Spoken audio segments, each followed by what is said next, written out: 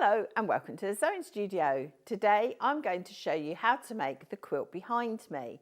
Now the quilt behind me was made using a Moda scrap bag, but you can also make it from a jelly roll, or you can make it from all of your scraps and you would just join your 2.5-inch strips together.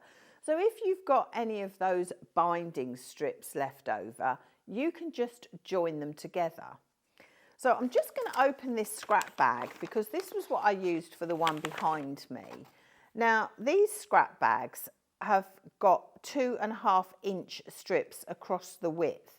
Now the scrap bags are a bit of a lucky dip, but if you get one of these that is all 2.5 inches across the width, which is what this one is, it will work perfectly for the one behind me.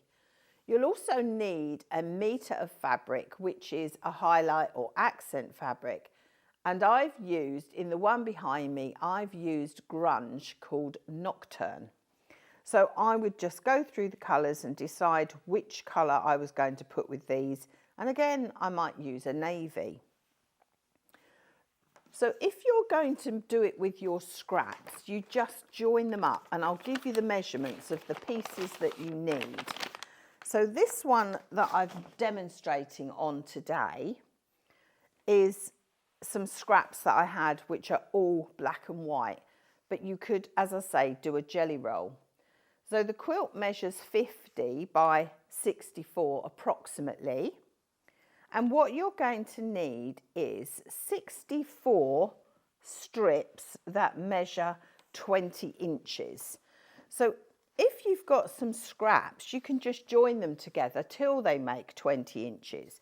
So you need 64 pieces measuring 20 inches by 2.5 inches.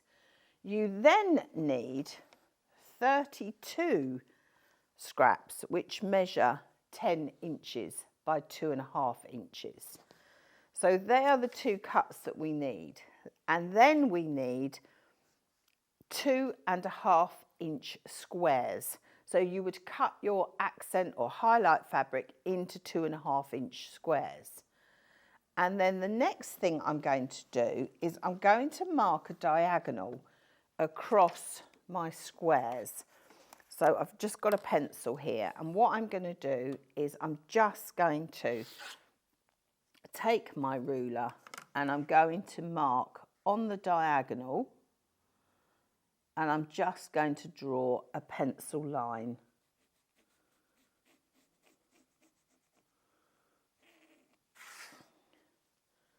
And I'm going to do that with all of these squares. Some I've already marked up beforehand, but I'm going to do that with all of my squares.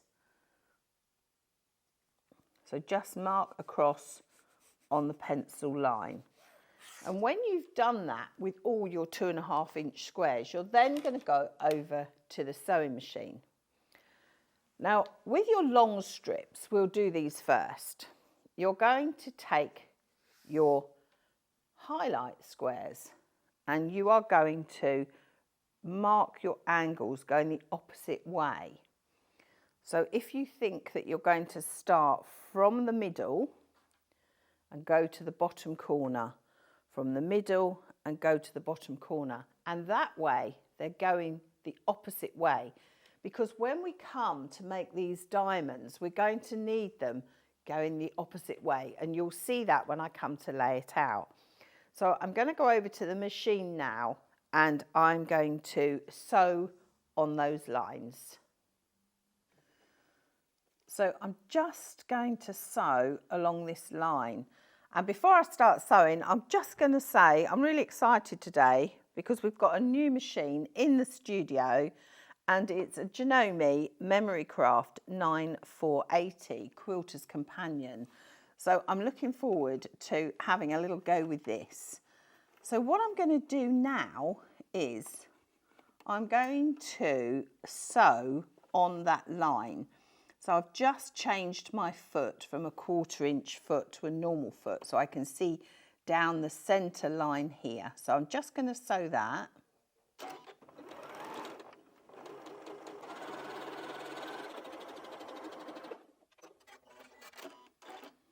And And I have to say I'm loving this machine, it just purrs. So I'm just going to sew the other side now, getting it all caught up there in my excitement.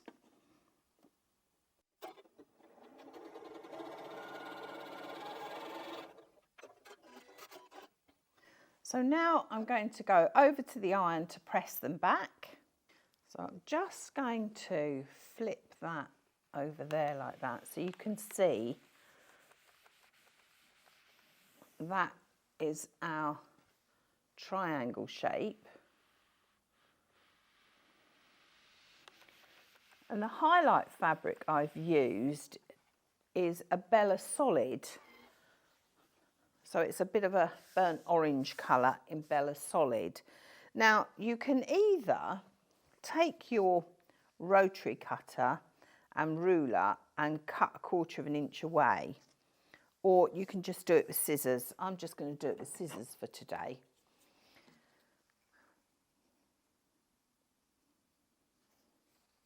So I'm just going to cut 1/4 of an inch away from the seam.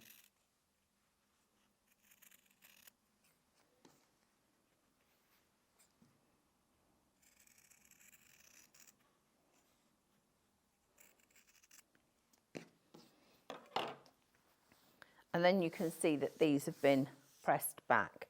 So I would do that with all of my long strips so that they've all got their triangles at that angle. Now with the shorter strips, you only actually need to sew one triangle, so one square to start with, and then we'll make it into our triangle. But what you have to remember is they have to go opposite ways. So half of them are going to go one way and half are going to go the other. So let me show you what I mean. So on this one, for example,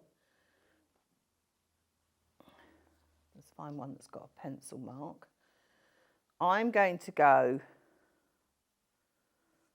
that angle, and on the next one that I'm going to sew, I'm going to go at that angle. So hopefully you can see that, and I'll just show you that with my fingers again. So I'm going from the outside corner in, and then I'm going from this corner out. Now you might think to yourself, well, when she turns them around they're the same way round, but they're not.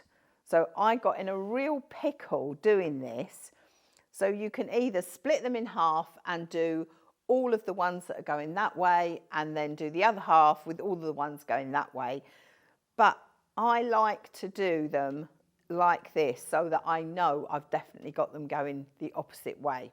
So I'm just going over to the machine, I'm going to sew these two, and then I'm going to show you how it all goes together.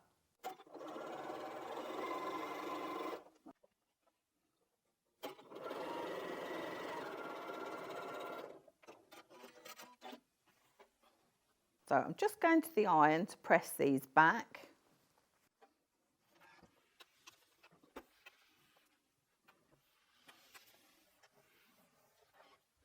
And what I would say is, if I was doing this at home, I would sit at my machine and I would do all of these, and I would probably chain piece them.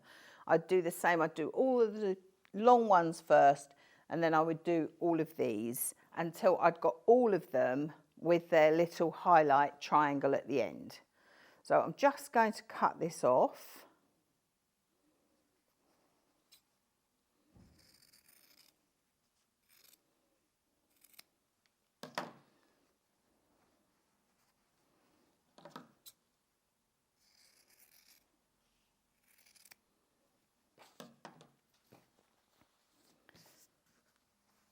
And so you can see that they're going opposite ways, and you can see that that's going to form part of our diamond shape. So how we lay this out is, right, I'll just take some that I've done.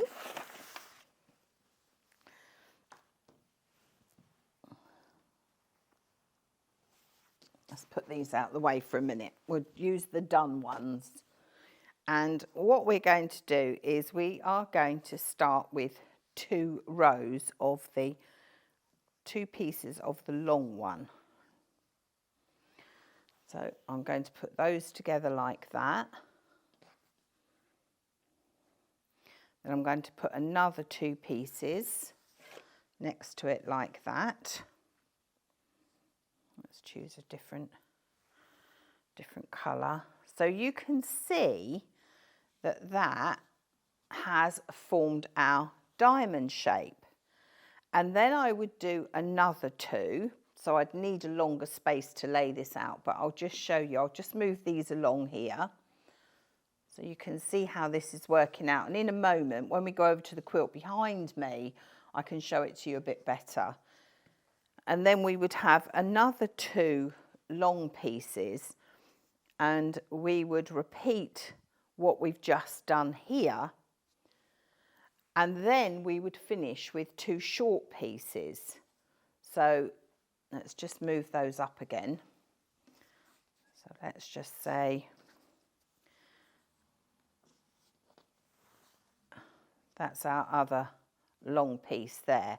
And then to finish off, we would have 2 short pieces. So you can see we've got that there.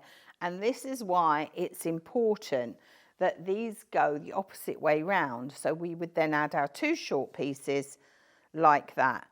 So on the width of the quilt, we would have 3 of these.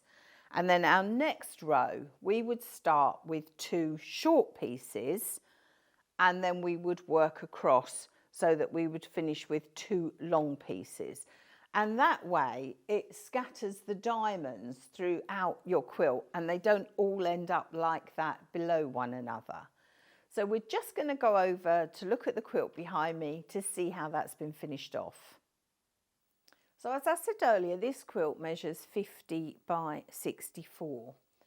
And you can see how I've talked about laying it out sort of the opposite way round. So you start with, these 2 rows. So you would always lay it out in 2 rows. So these 2 rows, it starts with a short piece, and then you've got your 2 long pieces. And what that does is it gives you a triangle every other 2 rows. So where you've got one at this end, you haven't at the other end, but you have in the next row. So once you get into the method of laying it out, you'll see how it all works out. So then you would just join it up. And how I joined it up is I did 2 rows at a time and laid it back down again. Then I did another 2 rows and laid it back down again. And I had this laid out on my sewing room floor. The other thing I would say is when you're laying out a quilt, sometimes I take a photograph of it so I remember how it looks. With this one, it wasn't so bad because there's quite a lot of colour going on. But it's always worth taking a photograph so when you put it back down, you know where you are.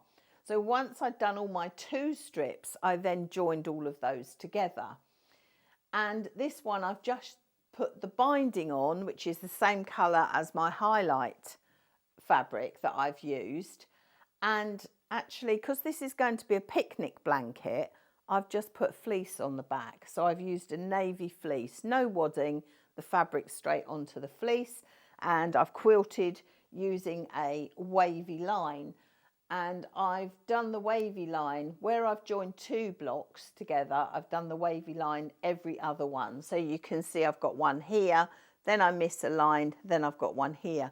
And I've just done a wavy quilting line over my seam. So that way I'm not going through the blue. So it's a really quick, fun, easy quilt to make. Very versatile. So you can see now my next one's going to be black and white and orange. I'm sure someone's going to want that for Halloween maybe. So have a go with your scraps, with a scrap bag or a jelly roll, and always have fun. And I look forward to seeing you next time here in the sewing studio.